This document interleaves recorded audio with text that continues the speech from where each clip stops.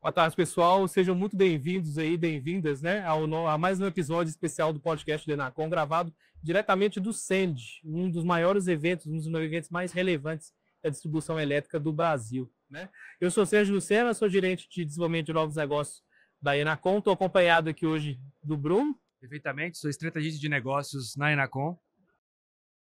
E estamos aqui acompanhando de perto as discussões mais estratégicas sobre inovação, eficiência operacional e desafios da digitalização na distribuição de energia. Hoje é um bate-papo que a gente estava muito ansioso, na verdade, para poder ter, né?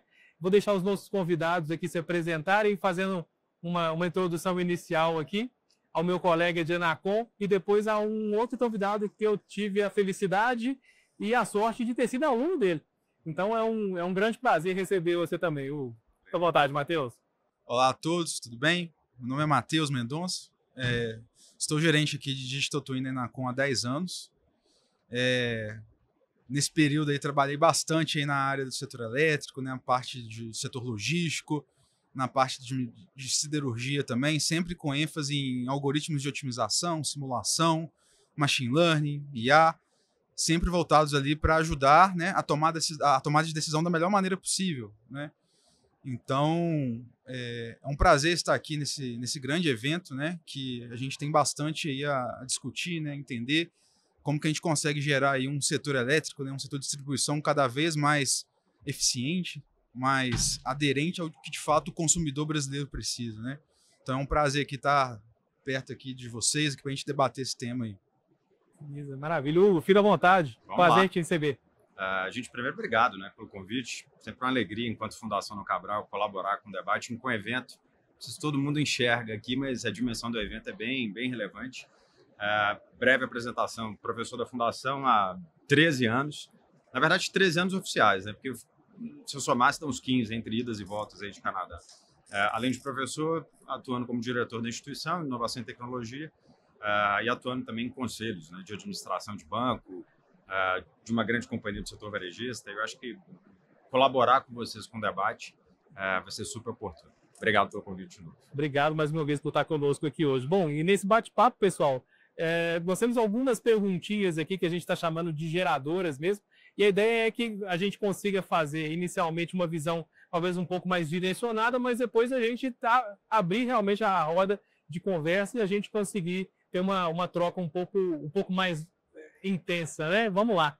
Ouso, na sua visão à frente, né, do Centro de Inovação e de Inteligência Artificial lá da Fundação, na sua visão, quais são os principais impactos estruturais que a IA está trazendo para o modelo de negócio das empresas brasileiras? A gente faz um recorte um pouco do mercado nacional, mas se quiser trazer também um complemento, né, aquele contraponto ali em relação ao mercado internacional, pode ficar à vontade, né?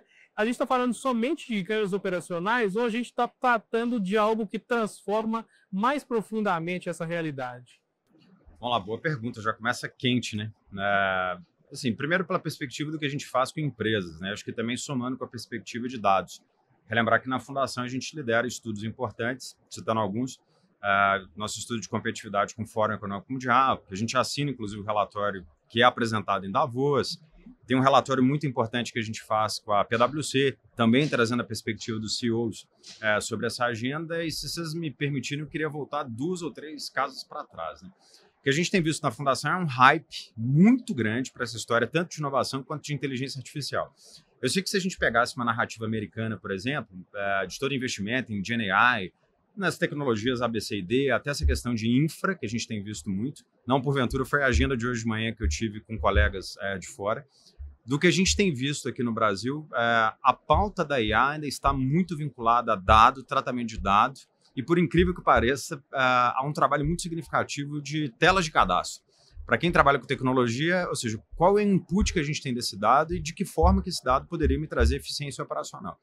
Talvez pelo tempo que eu tenho passado em banco, eu acho que a realidade que a gente sempre olha em instituições financeiras para esse assunto é do numerador e do denominador. Ou seja, o quanto que a inteligência artificial poderia me trazer de redução de despesa e custo, obviamente com benefício de receita no negócio. Então, se eu pudesse fazer um apanhado de tudo que eu estou discutindo aqui nessa primeira pergunta, A inteligência artificial no contexto brasileiro deveria ter como foco central a análise econômica e financeira. Esse discurso de falar que o negócio, que o setor elétrico como um todo, relembrando que eu fiz mestrado em engenharia elétrica, né, que vai mudar o setor como um todo, não é a narrativa que a gente tem visto na FDC. A gente tem muito mais trabalhado na pauta da eficiência econômica e o benefício que a tecnologia poderia trazer para negócios, em especial para o setor de energia. Então, assim, a bandeira que a gente tem levantado na Fundação é de menos, menos nesse caso vira muito mais, e de uma análise que as equipes de tecnologia e de negócios deveriam ter trabalhando de forma conjunta. É isso.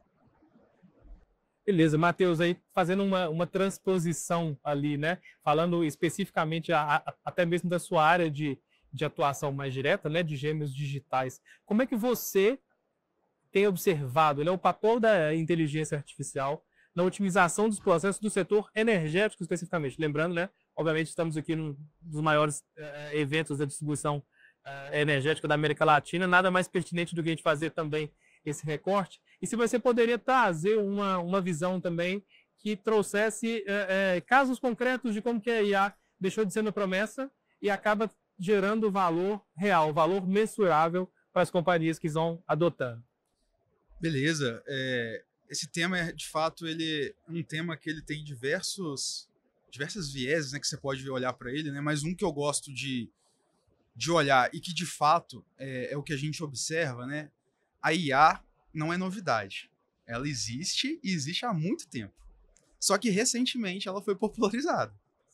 Então, assim, essas interfaces conversacionais que hoje foram disponibilizadas para a grande massa, hoje isso é só uma das capacidades que a IA tem, mas a parte de predição, a parte de auxiliar na tomada de decisão, de otimizações, analisar dados, isso existe há muito tempo, né? O que eu vejo, até complementando aqui a fala aqui do nosso colega, né? De fato existe um hype onde, em certos momentos, né, o pessoal fala, precisamos da IA, e depois vem, para quê? Sendo que, de fato, o que a gente precisa ter muito claro, né, assim, o que eu hoje no meu negócio, o que de fato hoje na minha operação, quais são os grandes problemas que eu tenho e como que uma tecnologia desse porte pode me ajudar a resolver. Então, assim, isso vale para IA e vale para qualquer coisa. Se você não sabe o porquê você está fazendo alguma coisa, qualquer coisa é válida, né? Então, assim, beleza, vamos implantar IA. Beleza, vamos colocar lá uma IA para ficar respondendo dúvidas sobre um determinado tipo de protocolo, um determinado tipo de regra. Beleza, mas e aí, o que isso vai me gerar de ganho? Isso vai fazer eu atender melhor os meus clientes? Isso vai fazer eu atender mais rápido? Isso vai melhorar a qualidade de vida dos analistas? Qual que é a alavanca de ganho que a IA está trazendo, né? Então, assim, o que eu observo? E é uma bandeira, né, que eu defendo, a Enacom sempre defende, né, que assim, a implantação de sistemas inteligentes, entre aspas, IA, ela tem que ser atrelada a algum objetivo muito claro e específico. Então, quando você tem o seu problema muito bem formulado, a tecnologia ela vai ser um meio. Aí você pode usar inteligência artificial no sentido de interfaces conversacionais, você pode usar simuladores, você pode usar gêmeos digitais. A tecnologia vai ser um meio para você atingir uma determinada coisa. Então, no contexto do setor elétrico em específico, né, que foi a pergunta, tem diversos cases, por exemplo, né, para garantir que a energia elétrica, né, chegue com qualidade ao consumidor final, que não falte, e que no momento que falte, o sistema seja religado ou a rede seja reconectada da maneira mais rápida possível. Então, esse tipo de coisa, onde envolve muitos dados, onde uma pessoa humana ou um grupo de pessoas humanas tem que ficar coletando ali diversas informações para tomar uma decisão, aí que entra a IA. Como que uma inteligência, né, consegue conectar diversas bases e já dá para uma pessoa uma informação muito mais resumida, onde essa pessoa, de fato, vai tomar uma decisão muito mais direcionada e, de fato, vai gastar tempo naquilo que, de fato, importa, e não em coletar dados, né? Então, assim, eu vejo que tem muito esse papel, que é uma bandeira que a gente tem que reforçar, não só para o negócio, mas para o Brasil, para o mundo, né? O hype existe, né? Ele está aí. As pessoas usam para fazer memes, usam para fazer figurinhas, para gerar imagens parecidas com um determinado tipo de desenho, mas existe a aplicação, né? Basta ter pessoas olhando, né? E se perguntar, né? Qual problema eu estou resolvendo? A IA, com certeza, vai ser ali uma das ferramentas que você vai ter à sua disposição para você resolver esse problema. Então, essa é uma bandeira que eu defendo, né? E é a bandeira que, de fato, a gente vem trabalhando. E quando uma pessoa, quando os negócios, né? Eles olham para esse tipo de problema com essa ótica, a gente observa que o ganho, né? Que o retorno ali, ele de fato acontece. Não é alguma coisa de usar por usar. Perfeito. Pegando um ponto que você falou aí na primeira pergunta, da questão da viabilidade de se implementar isso nas corporações, gostaria que você falasse um pouco para a gente aqui da forma, né, como os modelos preditivos de IA podem auxiliar as grandes corporações na otimização e no gerenciamento tanto de ativos e também na redução de custos operacionais que você mencionou. Boa pergunta. Talvez cabeça de engenheiro, né? Tem horas que eu vejo o mundo no numerador e no denominador, né? Eu repito o que eu argumentei aqui no primeiro, você está rindo, mas eu acho que tem horas que a gente tem que simplificar. Às vezes o simples ele traz muito mais benefício do que um alto nível de complexidade, independente da solução.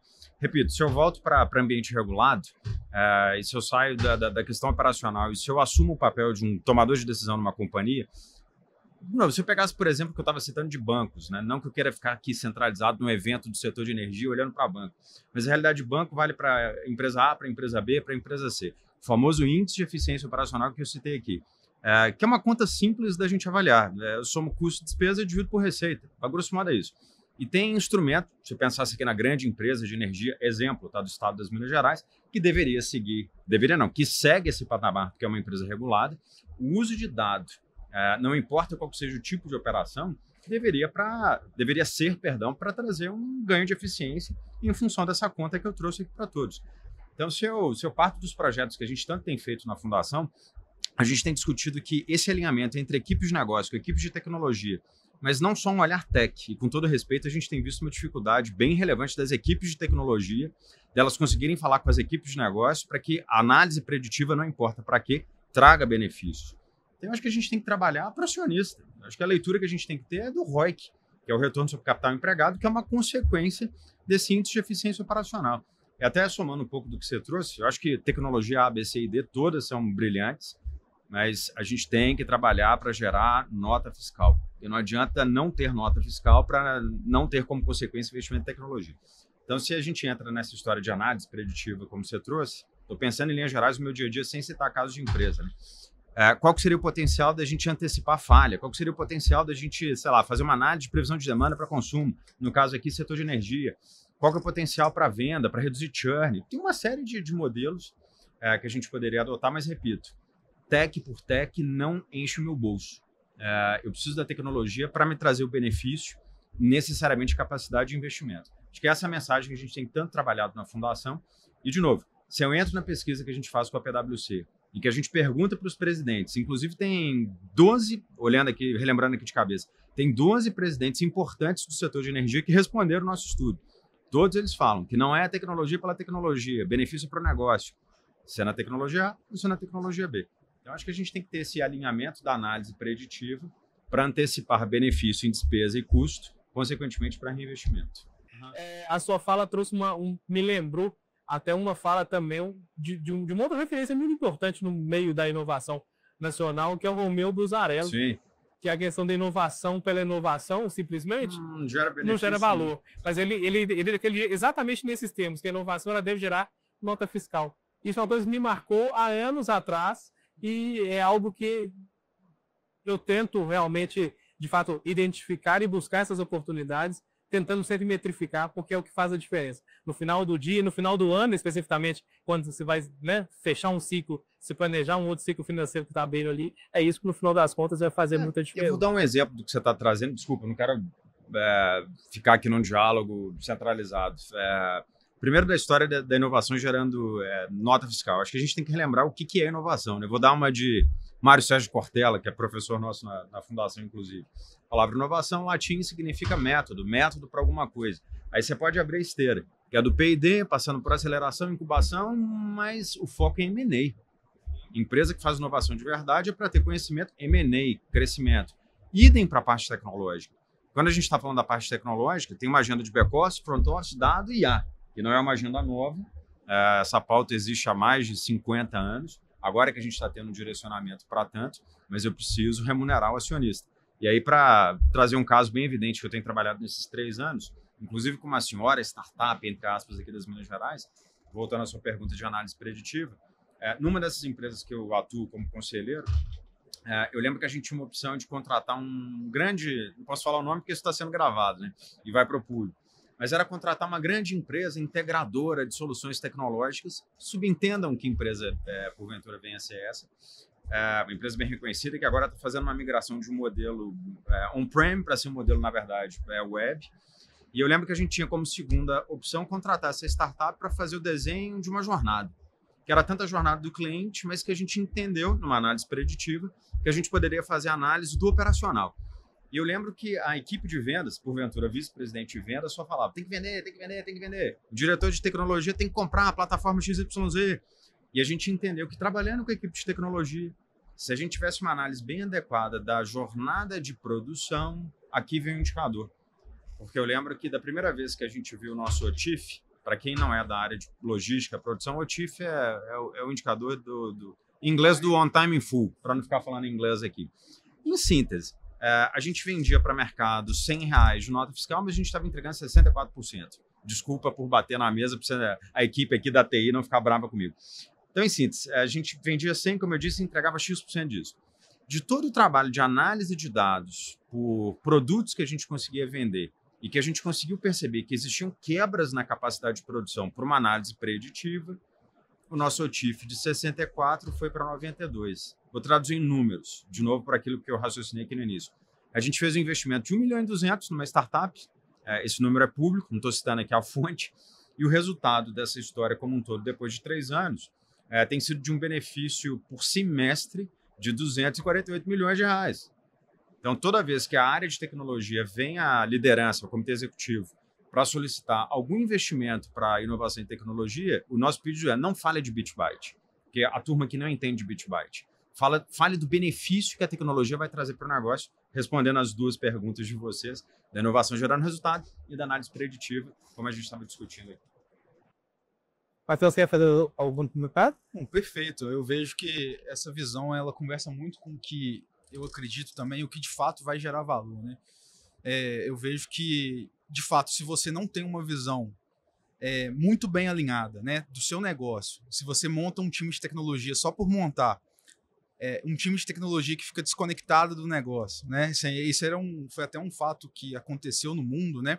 Com um boom ali em torno de 2019, 2020, né? Os investimentos aí nas startups, né? Os times de ciência de dados altamente inflados, né? Mas que de fato estavam trabalhando na tecnologia sem de fato ter uma orientação muito clara, né? E muito direcionada, né? Qual que é o benefício que está trazendo para o negócio, né? Então, trabalhar por trabalhar em modelos preditivos, né? Trabalhar por trabalhar em qualquer tipo de modelo, né? De fato vai ser um trabalho que qualquer coisa é válida porque você não sabe onde você quer chegar, né? E eu vejo que, respondendo a sua pergunta também, Bruno, mais do que ser preditivo, né, a gente tem que se perguntar, né, como que a inteligência artificial, como que esses modelos, como que a inovação faz o negócio tomar melhores decisões. E a tomada de decisão ela vem em diversas dimensões que depois se refletem lá na nota fiscal, no financeiro, né? Mas se a gente pensa num contexto, por exemplo, do setor elétrico, né, onde também tem ali um stakeholder muito importante, é a população, né? Como que a população também está sendo mais bem abastecida, como que os custos de operação do setor elétrico estão sendo minimizados, né? Então, esses indicadores eles são bem claros, né? Igual o colega comentou, assim, numerador por denominador, né? Quando você bota na ponta do lápis e você faz algo direcionado, né? Assim, como que eu estou tomando melhores decisões para que aquilo aconteça? E isso em qualquer esfera da vida. Se você sabe onde você quer chegar, o meio, a tecnologia, né? Você vai vendo ali os seus modelos preditivos, seus simuladores, seus BIs, aí eles começam a fazer sentido, né? Eles não é algo que existe porque precisa existir.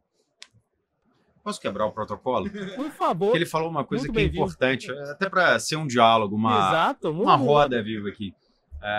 Em grande parte desses projetos, que nesses, 10 anos que a gente tem visto na FDC, que a gente observa que traz resultado efetivo, começa numa fala sua agora, que é ter uma torre de controle, que é ter um bom BI. Eu acho que às vezes a gente tem complicado e sofisticado demais soluções que às vezes fica ali aparente na ótica de quem está do outro lado do balcão, não só nossa aqui, advogando como inovação e tecnologia, tá? E que para o usuário, para o cliente, para o fornecedor, para o tomador de decisão do outro lado, a vida ficaria muito mais simples. Tanto que, advogando de novo, sendo um pouco advogado do diabo, né? Se a gente conseguisse ter uma análise econômica financeira, ao mesmo tempo ter uma análise do desenho da jornada, lá do cliente ou da ponta contrária, que é do fornecedor, o benefício que essas tecnologias poderiam trazer de uma forma geral seria muito significativo. Só que tem um ponto que é importante. Porventura, hoje de manhã, discutindo isso na própria Fundação Dom Cabral, com lideranças importantes, mundo afora. Se ao mesmo tempo, se a gente não discutir uma outra agenda que perpassa a questão tecnológica, que é do letramento, que é trabalhar a autoliderança para que a autoliderança ou a média liderança, que elas entendam a importância desses assuntos que a gente está falando. E se, fundamentalmente, se a gente não tiver alçada, o que diabo significa alçada? Se eu não tiver alguém que segure a caneta dentro de uma organização para saber qual que é o investimento, o benefício dessa pauta para a organização conseguir crescer, isso me faz relembrar anos atrás. Lembro do meu primeiro emprego, do qual eu ficava desenhando processo. Não sei se muita gente relembra o que é desenhar processo no Visio para implementar um sistema integrado de gestão. E a gente brincava na época, acho que isso aqui não tem problema falar, que SAP na época significava Sistema Avançado de Planilha. Porque aquilo que estava lá na tecnologia não condizia com aquilo que o processo performava.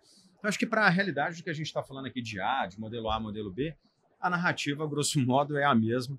Então, um pouco de uma análise mais apropriada para o desempenho das empresas.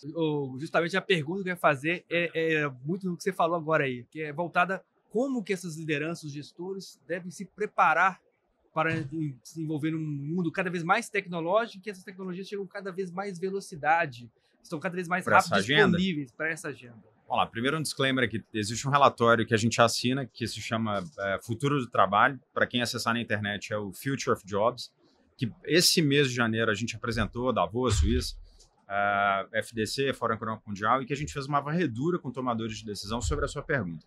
Então, assim, primeiro entendimento do quanto que a tecnologia é amiga do negócio, não é o contrário. Segundo entendimento que, também do contrário do que muita gente fala, que a gente vai ter uma perda significativa de empregos, tem o outro lado da história, né? A gente também tem uma propensão a gerar empregos nessa narrativa. Mas isso tudo começa lá no primeiro nível das organizações. Pensem vocês nas organizações que vocês atuam, nesse pavilhão lindo que a gente está tendo aqui, na profusão de empresas que a gente tem. Façam um questionamento se, porventura, se o conselheiro, se o presidente, se o dono, se o acionista, se essa turma está entendendo sobre o que é IA. E aí volta lá das estatísticas, né? A gente pergunta para eles, senhor presidente, senhor conselheiro, senhor fundador, dono, o quanto que a inteligência artificial, ou para que essa inteligência artificial vai impactar, ou para que ela serve? Primeira resposta é geração de receita, crescimento ou um novo modelo de negócio. Aí a gente tem uma outra pergunta. Nessa agenda de mudança, quais seriam os fatores essenciais? Eles repetem as primeiras colocações de novo. Receita, ciência, modelo de negócio. Cultura é o último item. Então não adianta a gente falar de mudança por tecnologia se o senso de percepção sobre essa agenda não for latente. E não tem mágica. Eu sei que a gente está num fórum super interessante, executivo, mas eu vou falar o que eu falo todo dia na própria FDC. Se essa turma não sentar o bumbum na cadeira para entender para que essa história toda que a gente está aqui conversando, para que isso serve, se é de comer, se é de passar no cabelo, se é para ter eficiência operacional, se é para fazer digital twins, etc., isso não avança.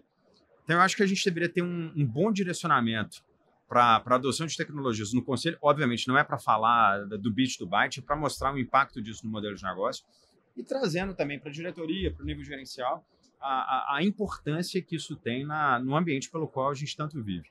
E por último, né, eu faço uma analogia com aqueles colegas que eu tenho por aí afora. Sei lá, eu estava conversando com um colega que mora nos Estados Unidos. Se eu abro o jornal Made in USA, a turma fala o tempo inteiro sobre eficiência, modelo de negócio e transformação. Se eu abro o jornal aqui no Brasil, eu vejo a notícia do IOF, do problema político. Isso é meio que uma percepção de mudança que também a gente deveria ter, ou seja, um senso de prioridade, treinamento e gestão, para a gente tentar, de uma forma mais efetiva, fazer alguma transformação nas organizações. Então, assim, não tem mágica. Então, se eu não escalar, entendendo o nível de treinamento que a gente deveria ter por perfil, eu acho que daqui a 10 anos vocês façam um debate como esse daqui de novo, porque talvez a gente pode estar repetindo as mesmas perguntas não no lugar de um digital twin, como foi a pergunta para ele, mas, sei lá, de uma tecnologia baseada em quantum computing e tentando avaliar o impacto disso nas organizações. Letramento, mais do que relevante. Exatamente. Eu vejo que, assim, até para complementar, né, existe uma frase aí famosa, não vou lembrar o autor agora, mas é de um livro bem interessante, que cultura, né, come estratégia no café da manhã. Né?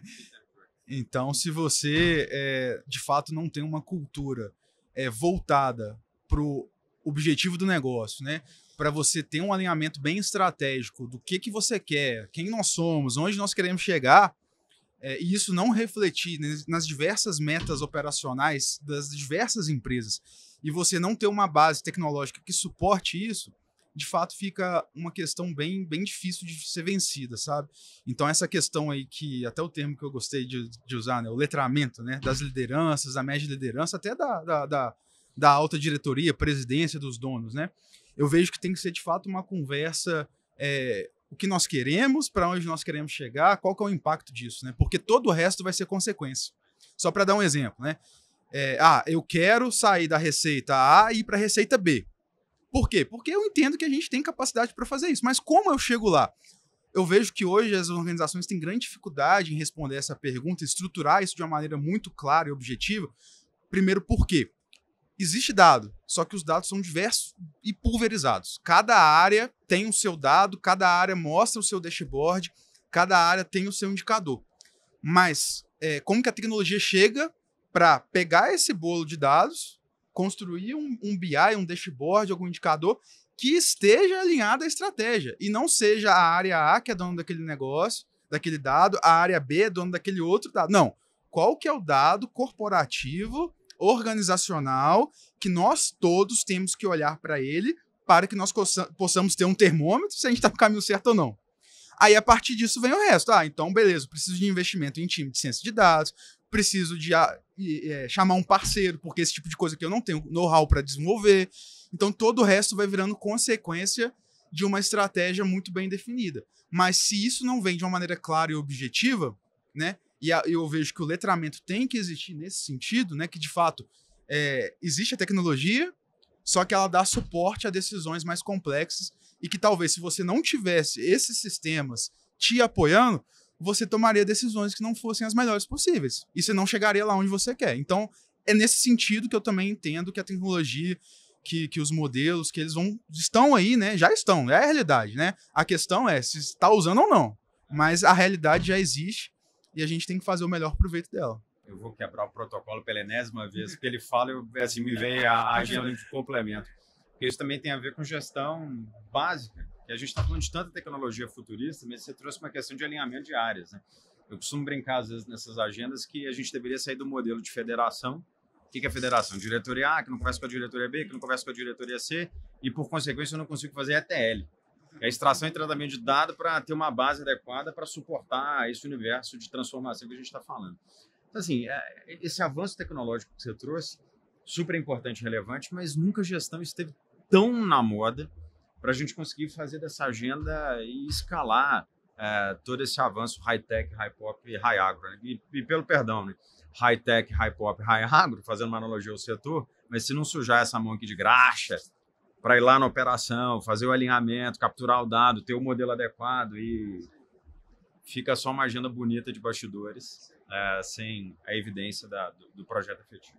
Perfeito, pessoal. Estamos chegando agora aqui no final aqui do nosso podcast. Gostaria de agradecer a presença aqui do Hugo, do Matheus, também o Sérgio, que tem mediado esse bate-papo tão interessante e enriquecedor.